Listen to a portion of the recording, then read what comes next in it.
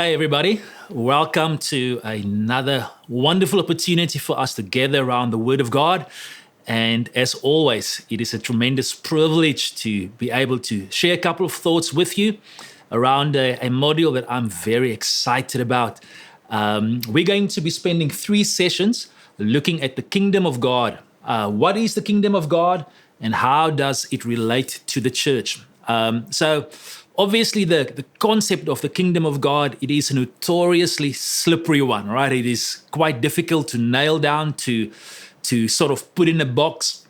And it really is one of those topics that we want to approach with a lot of humility, and which we also from the word go want to say that we don't claim to have a complete and infallible understanding of what it means when we do talk about the kingdom of God. It's a broad concept, it's a big concept, and it has been used in many different ways within church history and even within contemporary history. If you were to go and have a look at some of the blogs out there, the books being written, the podcasts being made around the kingdom of God, you will probably come away with a sometimes possibly even a confusing grasp of what it means when we talk about the kingdom of God.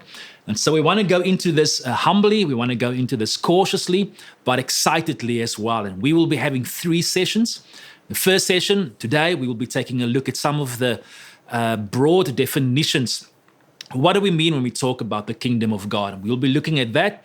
And the next session, we will be looking at the centrality of Christ and how important it is that whenever we talk about the kingdom of God, we have to talk about the King, who is Jesus. And then the last session, we will be taking a look at the relationship between the church and the kingdom. Is the church the kingdom? Is the kingdom the church? How do the two connect to each other? How do they play out practically? So I'm glad that you are here, wherever you might be. Maybe you're sitting as part of a bigger class. Maybe you're doing this online all by yourself. But what I do know is the Holy Spirit is with you. You've got the Word of God with you. You've got the presence of God with you. A mind that is seeking to be renewed and be transformed by His Word. So I'm excited about what God is going to reveal to you and to all of us as collectively we come to learn from God's Word. So let me pray for us. Father, we thank you for this opportunity that we do have, God. It's an amazing opportunity.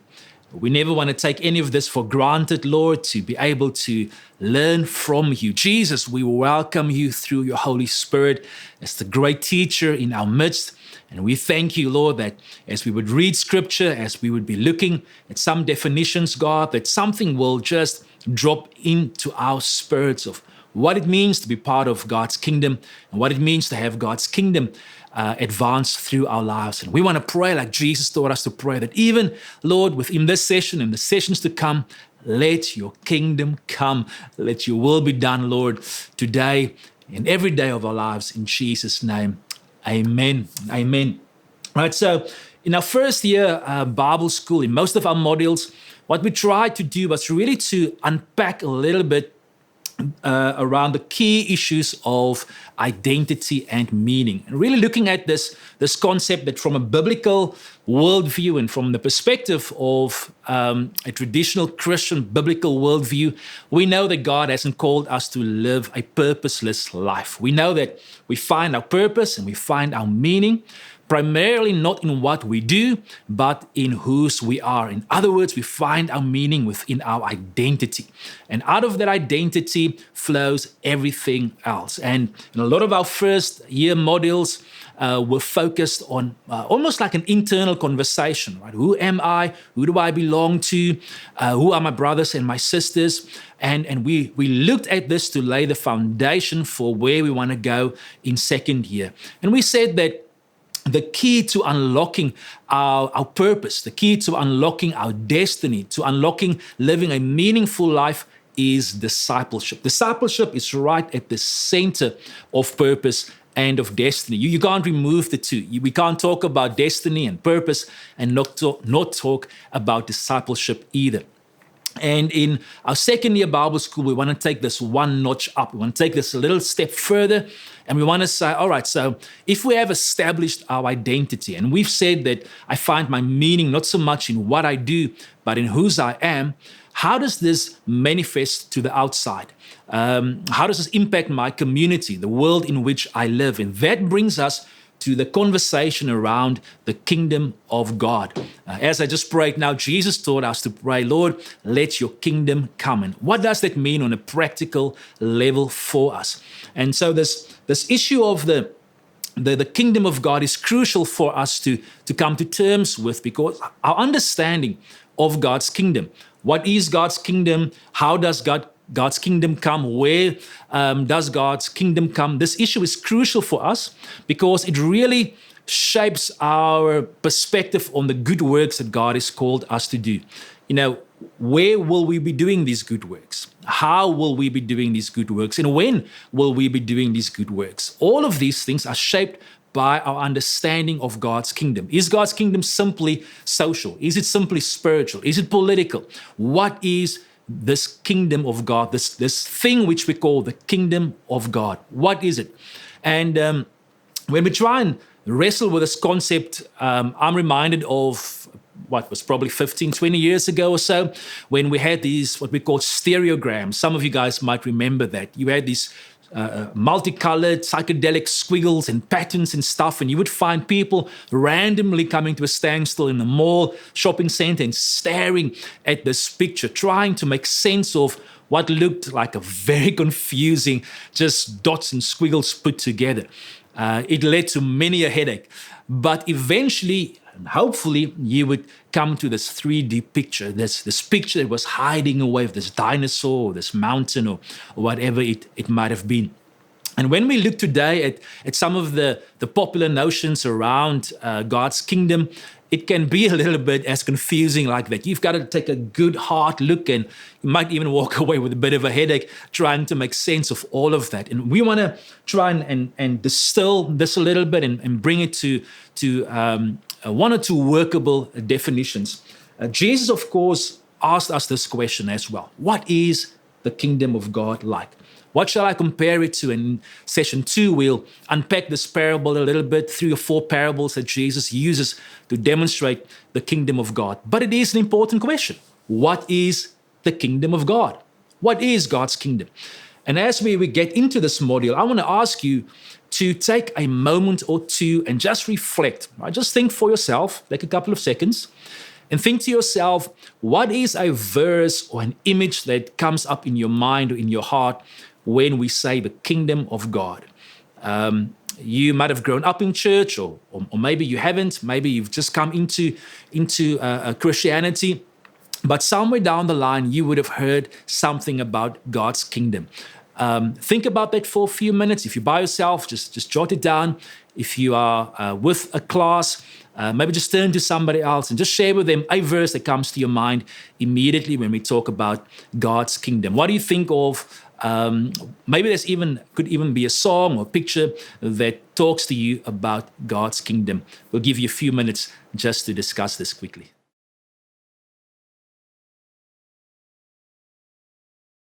So, for me, I don't know how many of you guys can remember a guy called Ron Kenoly. Ron Kenoly, in the early parts of the 90s, he had the song Righteousness, Peace, and Joy in the Holy Ghost. Righteousness, peace, joy in the Holy Ghost. Something like that, all right? Righteousness, peace, and joy in the Holy Ghost.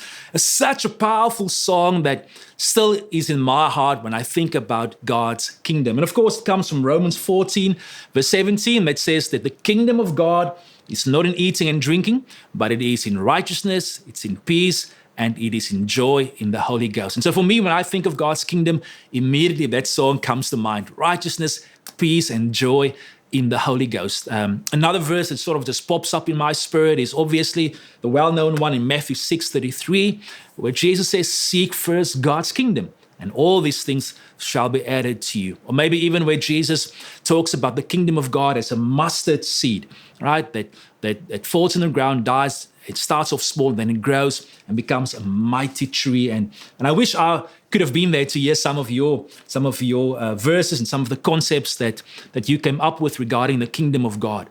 I wanted us to do that exercise because it is important for us to understand that when we talk about God's kingdom, immediately we already have a certain picture in our mind. Immediately we already have a certain experience in mind. and hopefully they're all good ones. But we have to be aware that we do have filters, okay, when we talk about God's kingdom. And for some of us, maybe God's kingdom could just be an amazing song or just an amazing verse. Or maybe it found expression in the way somebody mentored you or discipled you, or the way you experienced something at work, or how you were exposed to some material on the kingdom of God. Nowadays, unfortunately, very often when people talk about God's kingdom, we often are tempted to use the term kingdom as an adjective, right? So we would be saying that this is a kingdom project, or this is a kingdom ministry. And often you would find parachurch organizations, or you would find kingdom builders. You find kingdom construction workers, or kingdom chartered accountants, or kingdom pyramid schemes, or guys talking about the new kingdom economy. And it's sort of used to motivate people that this thing really is awesome because this is kingdom. I'm busy with the work of the kingdom. And so we sort of use it almost as a marketing tool. Some people use the word kingdom to contrast kingdom to the church. In other words, to say, hey, I'm not busy with church work. I'm not busy with the church politics. I'm not busy building a church. I'm busy with kingdom work, and sort of almost to say, man, I'm steering away from the church stuff. I'm busy with the kingdom. I belong to the kingdom, but the church, I'm not really going there. And both of those two notions are really sad because we don't do justice to the term kingdom. And so it should not really be that surprising to us, of course, in the Western world especially. We've lost an intuitive cultural grasp on what it means when we talk about kingdom. For many of us, probably the closest thing we can think of when we think of a kingdom would be the Windsors of Great Britain. And even then, when we think of them, I don't know about you, but you'd probably be thinking about amazing, elaborate weddings and ceremonies and their family life and fundraisers and those sorts of things, which is a far, far stretch away from the kingdoms historically, which we saw in biblical times. And so we want to drill down a little bit into what are some of the predominant notions when we talk about kingdom, the kingdom of God, especially within the Western church. Scott McKnight wrote this book, Kingdom Conspiracy, Returning to the Radical Mission of the Local Church. And he summarizes two worldviews when it comes to the kingdom of God. And the first one that he identifies is what he calls the political kingdom view. Now, even within the political kingdom view, there are a whole lot of nuances.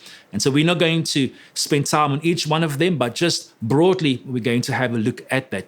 The political kingdom view, basically, in essence, what this view around the kingdom of God says is that the kingdom of God is there where social justice and social good is being done. So the kingdom of God is within every facet and within every sphere of society where there's good that's being done. In fact, if we read what McKnight said, he said that the kingdom means good deeds done by good people, Christian or not, in the public sector for the common good.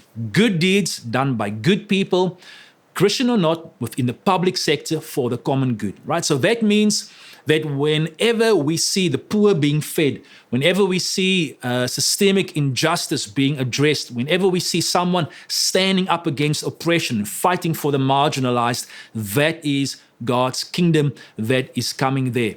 And so it finds expression within this courage to fight for what is just, to fight for what is really against oppression and against wickedness around us. This is fed quite a lot by modern theological views on the historical Jesus. And so a lot of the theologians that prescribe to this worldview would look at Jesus and would say that Jesus and his disciples lived within a very specific environment. They lived within, Jesus, for instance, was born to a very poor family, who lived in a poor community, who lived in a forgotten part of the world. And they see Jesus as an upstart peasant, someone who preached and who organized communities that were almost subversive, in the sense that they went against the grain of the Roman Empire and the Judean nobility who were further exploiting the people. And so in essence, they see the kingdom of God when Jesus, or when the Gospels speak about Jesus, who went about and preached the gospel of the kingdom, they look at this and they see Jesus going up and challenging the status quo. Jesus going up and challenging the way women were being treated, the way children were being treated, the way that the marginalized were being treated. And they see this as the main gist and the main thrust of the kingdom of God. So whenever you see the kingdom of God, there you will see social action taking place. Now, of course, we can see the danger in this. It is very easy to just gloss over this and to say this is an oversimplification. But what we do want to acknowledge is that it is impossible to preach Christ and not to preach against injustice. It is impossible to say that Jesus is king and not to identify and to look at where injustices are taking place, because Jesus' life indeed was a very, very deliberate challenge against the injustices of his day. And so we have to understand as well that when we lose sight of the social dimension of the kingdom of God, then we become inactive and we become silent, and much damage has been done to the name of Christ and to the legitimacy of the church, because the church sat back and allowed evil just to have its way, social injustice just to run its course, because of the fact that we did not embrace the social dimension of the kingdom of God. On the flip side, of course, is that this oversimplification can mean that the primary core doctrine of allegiance to Jesus Christ as the center of the kingdom can become secondary. In actual fact, in some cases, it can actually be left out completely. And so you will have situations where Christian organizations, Christian universities, Christian NGOs, who initially started out with a desire to do well in the name of Christ and to lead people to Christ, eventually just become good organizations filled with good people. But allegiance to Christ isn't part of the conversation anymore. And so then what happens? We understand that good people ultimately aren't really good in heart outside of Christ. And so everything filters away, everything waters down to just a social experiment without real life change taking place. The other view that McKnight identifies is what he calls the eschatological view. The eschatological view basically is more of an advanced theological view than the kingdom political view, and it focuses on the apocalyptic heritage of the Judean and the Christian believers of the first century.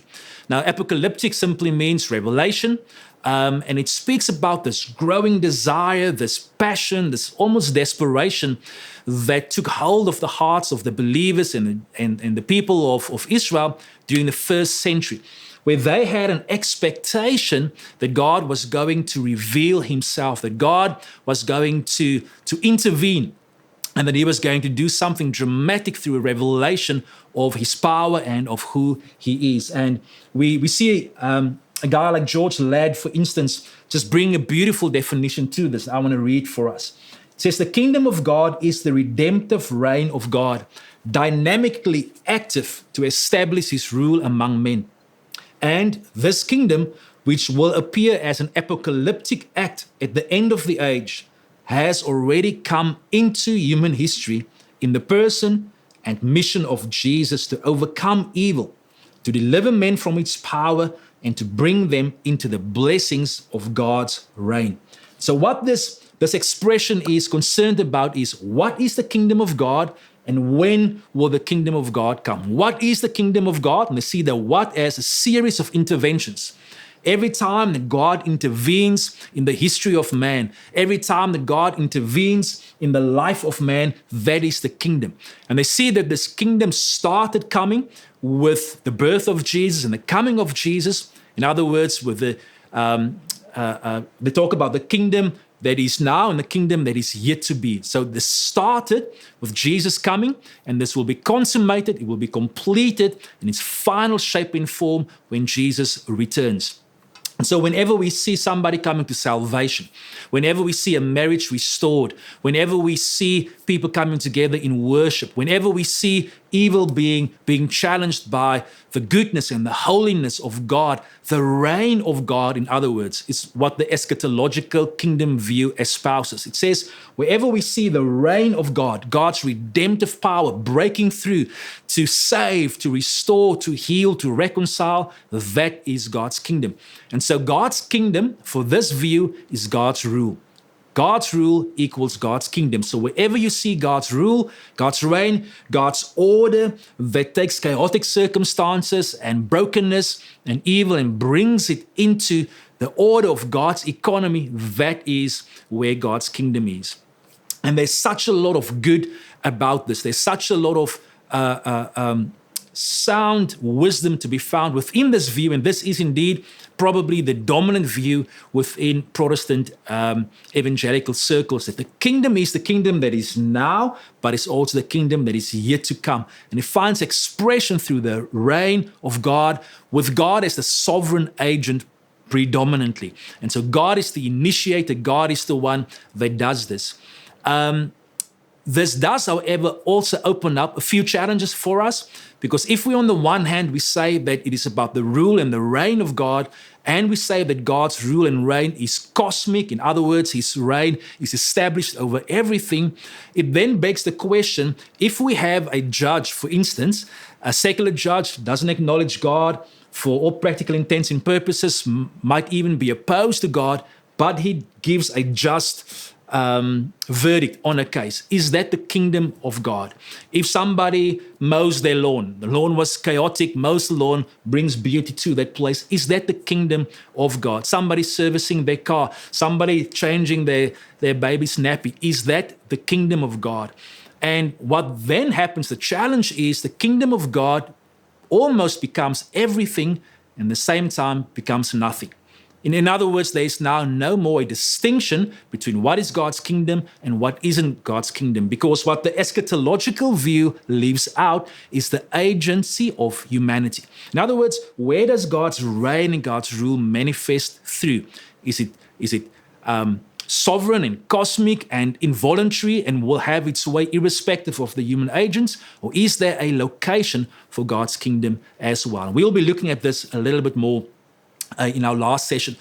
A last viewpoint besides the kingdom political view, the eschatological view, is the spiritual view of the kingdom. And this is sort of a view that has been coming to the fore a little bit more predominantly lately. It has its roots in the early Pentecostal charismatic movement that said that wherever you have God's kingdom, you have signs and wonders. Whenever you have God's kingdom, you have a mystic, almost supernatural experience taking place at the same time. And so whenever somebody steps into the kingdom of God or experiences the kingdom of God, they will experience a very real, very personal, very almost mystic experiential awareness of God's transcendence, God's holiness. So that could be supernatural joy, supernatural peace coming upon them. That could be physical bodies being healed. In other words, where God's kingdom comes, there's a supernatural invasion that is also taking place of the normal life of an individual.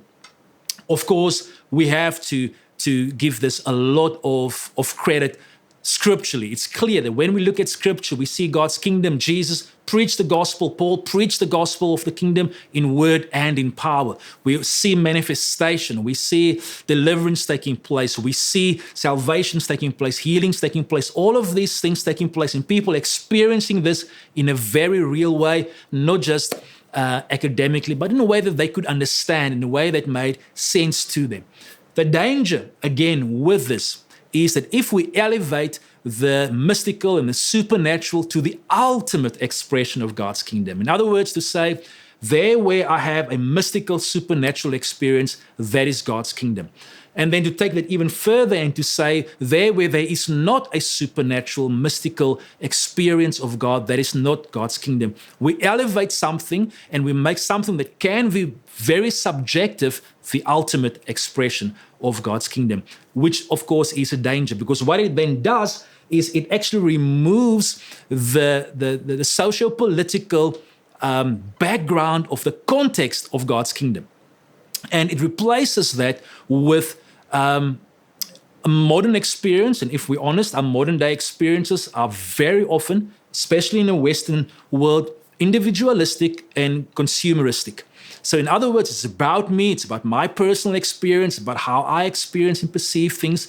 And we forget the fact that the kingdom of God, the whole concept and the notion of the kingdom of God did not come about within a vacuum. It's not a word or a phrase which we just plucked out of a diary or Googled it. Now we have this concept of the kingdom of God, which is something that impacts my life. The kingdom of God came about through a long tradition of the historical books within the Old Testament, all the way through into the New Testament writings, which meant that when the New Testament believers, when they read the Gospels and they heard Jesus preaching the kingdom of God, they had a very definite understanding of what that meant based upon God's redemptive work right throughout the Old Testament up and until that point. And if we simply reduce the kingdom of God to my own experience and we don't pay careful attention to the legacy and the history and the progression of God's kingdom, we lose sight of something which is very, very precious indeed. And in a nutshell, the eschatological, the kingdom political, and the spiritual viewpoint on the kingdom of God all have tremendous benefits, all have tremendous strengths. But if we take them in isolation, then each one of them falls short of the totality of what the kingdom of God really is. And what we want to advocate at Bible School is to say to us, let's approach this topic with humility. Let's look at all of these facets, the fact that the kingdom of God is spiritual, the fact the kingdom of God is social, the fact the kingdom of God is personal. It is all of those three and more. Then we believe we've got a more healthy understanding of what the kingdom of God really is. I want to encourage you to go and read the key Bible portion for today. It's a beautiful portion of scripture from the book of Daniel. And within Daniel's life, we see how all three of these worldviews, so to speak, can be identified. He's within Babylon. It's a secular kingdom. He is an ambassador and a representative of another kingdom. And it looks like his kingdom has been defeated by this political kingdom. But how does this play out? This one kingdom, the Babylonian kingdom, the kingdom of God, an ambassador of God who finds himself for 30 years chief of the magicians, one of the head magicians. In other words, he expressed his kingdom life in such a way that it still had relevance and still had respect amongst his very pagan peers. And that opened up the door for him to have input and to have influence in the life of a very pagan king. Go and have a look at that portion of scripture, go and read it and see if you can identify some of these characteristics and traits of all three of these different views around the kingdom which we just identified. Lord bless you. Have an amazing time just in your discussion as well. Want to encourage you to even go and pray about God as an ambassador of your kingdom. Show me right now where you have planted me. Is there an aspect of the social dimension or the aspect of my personal walk with you or an aspect of the spiritual expansiveness of your kingdom that I need to just invite into my life? And may your week be filled with an amazing presence of God, and enjoy the practical as well as to how to take this and really to bring it home. The Lord bless you. I see you in the next session. Blessings. Take 15 minutes to reflect on and discuss the following points together with others in the class. If you're watching on your own, take a few minutes to reflect on the discussion points by yourself. You can find these discussion points in your Bible School handbook. Look out for the Living the Word section in each session.